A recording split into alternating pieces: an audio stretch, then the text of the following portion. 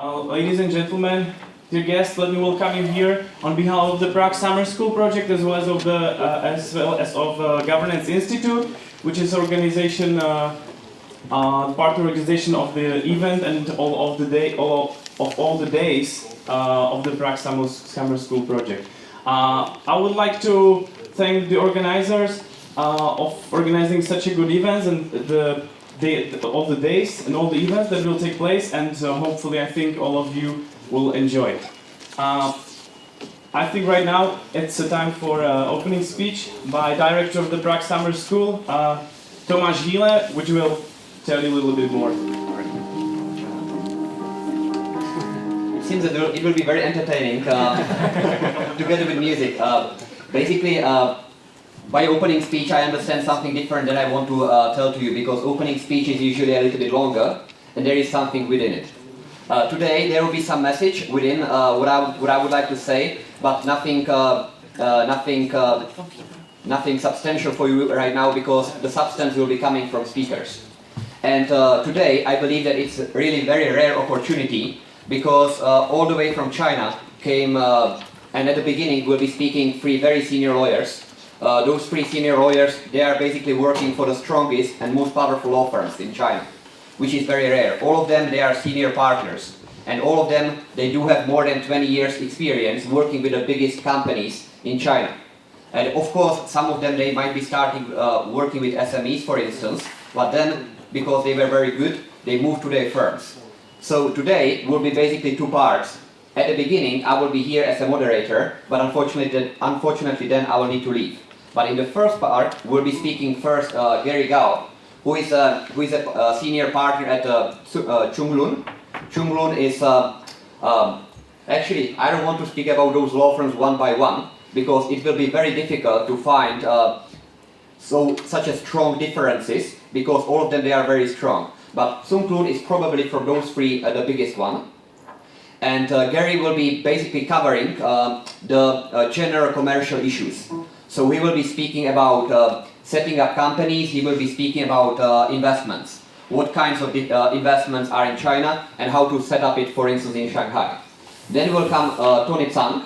Tony, he works with Co-Effort, which is also a huge Chinese law firm, very powerful, working very closely with the government. They do have very strong ties with the Ministry of Industry and Commerce. And he will be speaking about competition law, and he will be speaking about WTO issues. Also, if you have later any questions related to anything else, you can very easily ask them, because all of these law firms, they are covering basically everything. But these are main specialties of these three gentlemen. And speaking about three, last but not least will be Tim Meng. Tim Meng, he's a managing partner of Golden Gate Lawyers. Golden Gate Lawyers is a boutique law firm, so they are a little bit smaller, but they are specialized in dispute resolution. So once you've got some problem, then it comes time for dispute resolution. And Tim Meng, because he's got a huge amount of experience with very big arbitration cases and litigation cases and mediation and litigation in China, he will be sharing with you stories, how it is done there. And trust me, he went through quite a lot of cases. So I told him to speak about his life experience with them, no theory, and basically when it comes to all speakers, you can feel free to ask anytime, because it's not like a speech they need to have prepared. Really, they will be speaking about what they went through all the time. So no theory involved, and they are very interested in basically advising you, not just speaking to you. And then will come the second part of today's discussion, or today's morning program. But since there will be a small break in the middle, I will not speak in details about it, but just to introduce speakers, there will be Simon Chetek, who came this morning all the way from London, and he will be speaking for 1 hour about intellectual property protection. He helps a lot of SMEs in China, and he's basically main speaker for IPO or intellectual property help desk of European Commission. So they gathered a lot of case law. So also he's got a lot of experience directly coming from China. So I hope that this speech you will appreciate it very much. Then will be coming, if I do remember correctly, Bartłomiej Jankowski from Poland, And he's also a lawyer. He works for one of the top 4 national law firms in Poland. But he was a personal advisor for, in the case of biggest Chinese investment in Poland. You probably know Kovac example, because they were building motorways in Poland. But unfortunately, the project did not really go well. So then there was a huge dispute, and he will be sharing with us his experience with Chinese businessmen from this case. After this, I believe we'll be speaking, now unfortunately I forgot the name of the speaker, so he will introduce himself. But he's a managing director of Linet marketing and PR, and he will be speaking about oh sorry, not Linet, Lasvit. Probably you've heard about Lasvit Corporation. I'm very sorry for the wrong name. Lasvit Corporation is right now, I would say, very successful Czech story, because they are selling very luxurious lights all around the globe. But their main business is in China right now and in Hong Kong, together with Dubai. So he will be speaking about how it is to approach Chinese market, because it's always very difficult when you start. So the problem why I basically cannot tell you personally how it will be going is because we needed to exchange his name for Pavel Juticek from Brano Group, because he's got a very important business in China. So we asked Lasvit Corporation whether they will be interested and willing to step in. So I'm very happy that they are willing to do this, and I believe that their story will be even more, or might be even more interesting for you than Brano Group. And last but not least, we're becoming partners of today's event, law firm Schaffer Partners, because we believe that we basically want, and on behalf of Schaffer will be speaking Aleš Eppinger and Stefanie Su, and they will be speaking because they are probably the only law firm in the Czech Republic who has a Chinese desk. They try to focus in China. They speak with Chinese businesses and Chinese lawyers because they basically want to help corporations going from Czech Republic to China. But more in details you will know about the content of the lectures at the beginning of the second part. So now please let me pass the word to the first speaker, Gary Gao from Zhonglun. Thank you very much.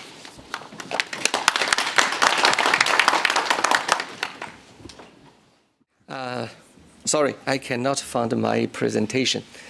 It's quite normal. When you enter into a new country or new jurisdiction, you always very difficult to find your gateway. So anyway, without the PPT, probably we can speak friendly about Chinese investment environment. Generally speaking,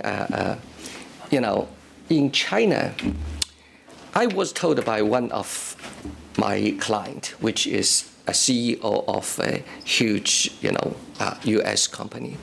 He told me, when you are in China, the first 3 months you think you don't know China at all. But when you stay after 3 months to 1 year, you think you are Chinese, you know everything. You know how to get rid of Chinese regulation and how to build up a guanxi relationship with local people. You think you are very relaxed and very enjoyed to stay in China. But after 3 years, you figure out you totally don't know Chinese at all, because it's a very unique culture, very unique environment, and certainly very unique social system. But before I enter into my presentation, I would like to tell you, normally you think China is a socialism or communism country. But if you think in this way, it's very difficult for you to understand what happened in China. So after 20 years practice, in one night during the dinner with a client, I told him, change your perspective. If you think about China currently as a capitalism country, don't think about human rights, labor protection, whatever. You think you can understand everything because our government, very strongly protect entrepreneurs. And don't think too much about what happened in Europe and in the United States. So I say in Europe, it's totally socialism country. You protect people, protect environment. But it's not bad. I don't criticize anything because it's a reality. You want to do business, you don't talk about the politics. So by this way, before you think about China, before you enter into China, you should first of all have your philosophy, have your basic understanding of this country. Then you can feel more comfortable when you encounter potential problems or disputes. Now today, my topic will focus on the foreign investment, general environment in China. Basically, we have three categories of foreign investment companies. One is wholly foreign owned company. Now, more and more foreign investments prefer to be a WFOE, wholly foreign owned company, because for them it's easy to control, it's easy to make a decision, and easy to follow their philosophy of their headquarters. Why I say that is in the recent years, China is losing its interests to anxiously attract foreign investment. In the beginning of the past 3 decades, Chinese government very anxious to attract foreign investment. They can sacrifice environment. They can sacrifice, labor rights, sacrifice many things. Only try to maintain the growth of GDP at 10%. But after 30 years, people started to think about what they have and what is Chinese strengths. So the reason to choose wholly foreign-owned company, main reasons are local Chinese partners, because you can have JV, joint venture. Why you choose joint venture is simply because in some industry, you are not allowed to enter into and cannot have the majority shareholder. But after years, Chinese partners, they think, why I need you?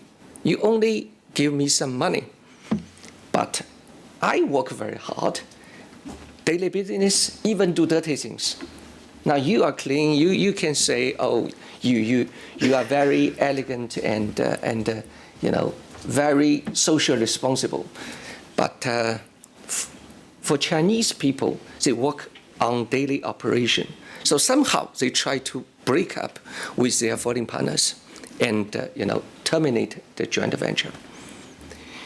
I saw case in recent years, even 30% minority shareholder, I mean a Chinese company, can control the company and kick out the foreign shareholder, which is the majority shareholder, has 70% shares of the company. So why he can do that is simply because they have very strong distribution chain. They control the market. They control the manufacture. They control the daily operation. So finally, they think your only contribution, the foreign parties, is money. But now I have money as well. So when we talk about WFOE becomes the most popular form for foreign investors to enter into China, is simply discuss the changed environment situation in China. But joint venture is still a very popular form of foreign investment in China, especially for medium-sized and small-sized company. They have strengths in certain area. For example, they will have a technology in a niche area. But when they enter into China, they don't know the market. They still need their Chinese partner to work with them. And talk about joint venture, we have equity joint venture and we call cooperative joint venture. But now less and less people choose cooperative joint venture because at the very beginning, Chinese parties, they don't have technology, they don't have investment, they only have land, they only have the industrial building. So they use those so-called facilities as their conditions to cooperate with foreign investment. And they will receive a fixed percentage or fixed fees for providing those facilities. It's much like their landlord rather than very active business partners. So that's the basic,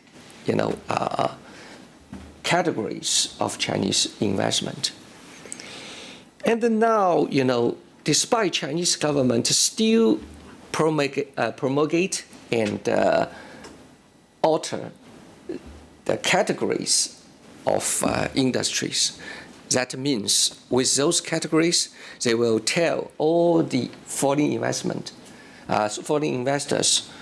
which area you are allowed to free to enter, which area is prohibited, or which area is strictly controlled, but you have limited access. Generally speaking, so far, Chinese market is very anxious to high technology and the new, industry like e-commerce, like internet-related business. But they still considering how to, upgrade the normal manufacturing business. As far as I know, Czech has very strong technology strengths, so you have opportunities to work with Chinese partners. Certainly, other speaker will talk about dispute resolution, because when you enter into China, you will have intellectual property issues, you will have investment issues, you will have labor issues. And another thing is, when you enter into China, you not only consider your Chinese partners' problems, you also need to anticipate the change of your employees. Recently, I worked for a Greek company actually. Their general manager, when he worked in China for 3 years, he dared to just transfer money from company account to his personal account and leave. So very difficult for you to pursue his criminal liability. So people does change. Why? If you in an environment, you are not very strictly supervised by government, so they think, okay, I'm free to everything. So that's one thing you also need to consider. Choose right partner, choose the suitable employee when you make investment in China. That's what you can advise your clients when they make decision to enter into China. But don't worry, China is not hell. Certainly, it's not the paradise as well. But everywhere you will have problem, even in Europe, even in United States. But another perspective for you to understand China is like EU. We have a province just like you have member states of EU. So it's very difficult to understand each other, even between Chinese. So don't worry, you don't understand that. Just focus on your target, focus on get right people to work with. Then I turned into another, topic about the change of China. I have to say I'm confident about the future of China. We are getting better. Normally we have two pictures. Most Chinese, they have dark picture. They say, okay, after 30 years reform, people very rich, and a lot of people, they are not rich. Despite they are richer than past, but they still believe they are not rich enough. But outside China, every people think China is amazing. The growth is always like 7.5, even 10 per year. I mean GDP growth. But the two pictures is about the same country. Why? Different perspective. I think now China is at the junction. It's going to change, but will not very significantly or dramatically. Not like what happened in your country or in East Europe. We have to reform, step by step. We have long history. People used to be controlled by one person or one regime. No competitive parties, no, very Western style, elections. But things does happen. For example, Chinese judicial system is under reforming, and the government try to balance the benefits of different, classes, people. And we also try to do something. It's a unique Chinese approach. When we reform, we will choose a place.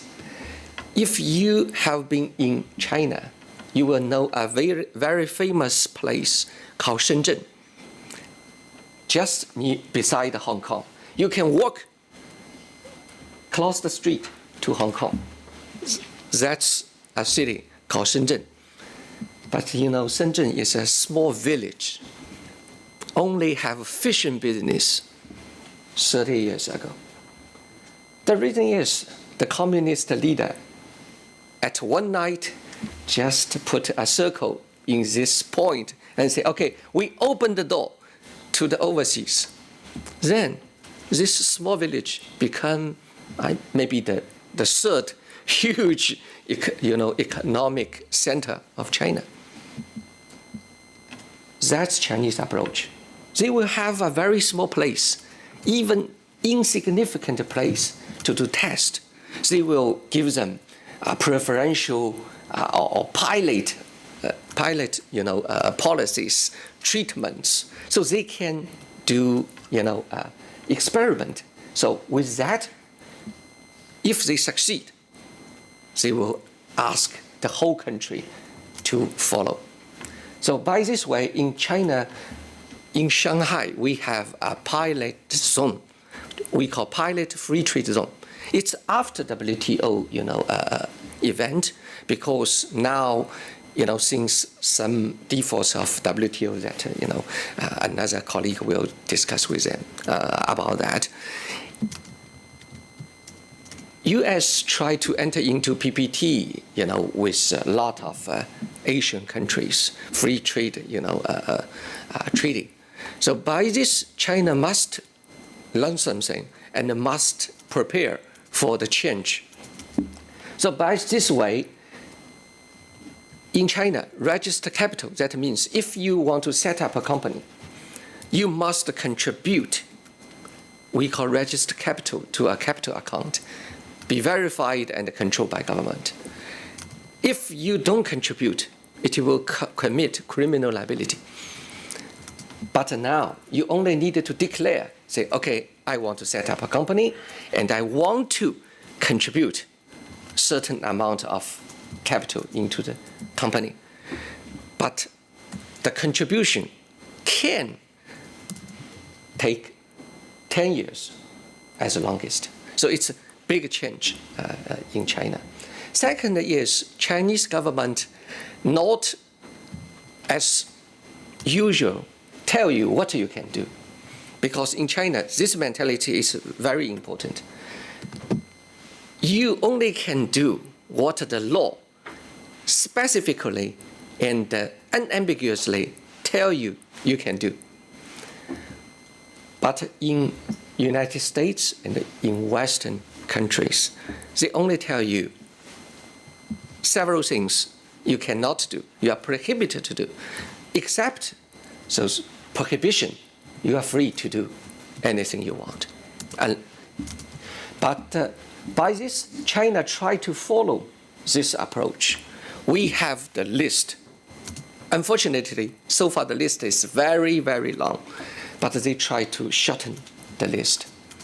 And they also try to, cut the sides of government. They don't want to touch anything in the market. They try to give up the decision right, which supposed belong to the market. And so far, Chinese government is also work very hard, try to do anti-corruption, anti-bribery activities. By this, you will have a more clean investment environment in China. And you also need to consider the environment protection issue in China. Because people realize you cannot only live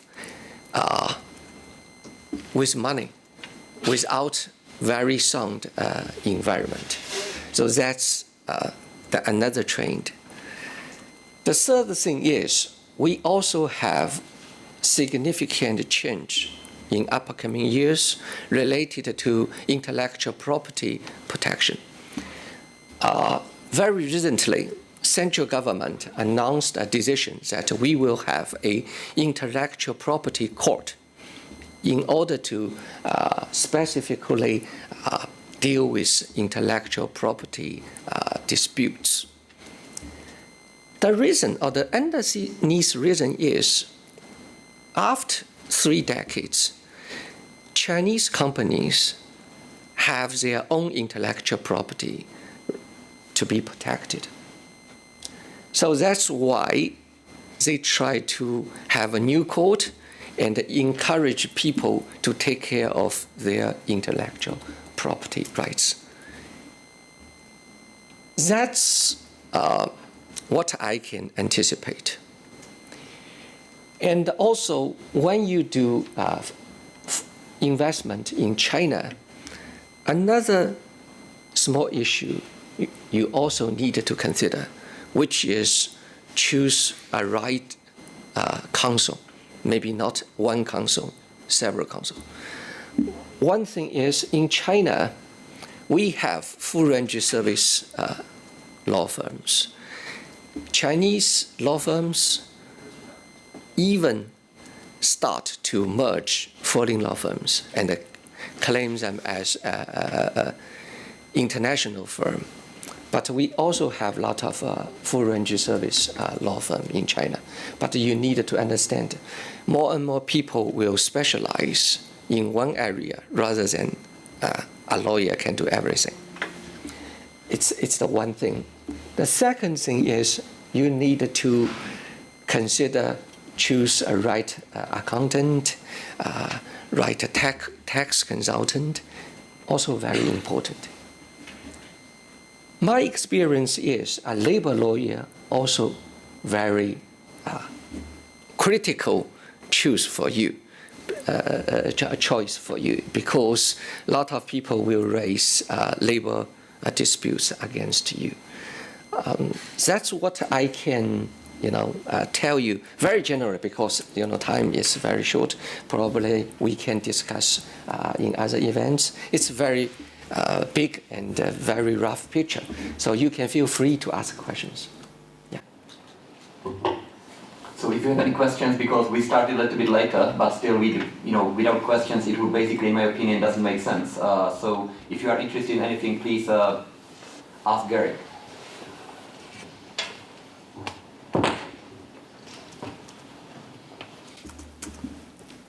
Sounds I did a very good job and no questions.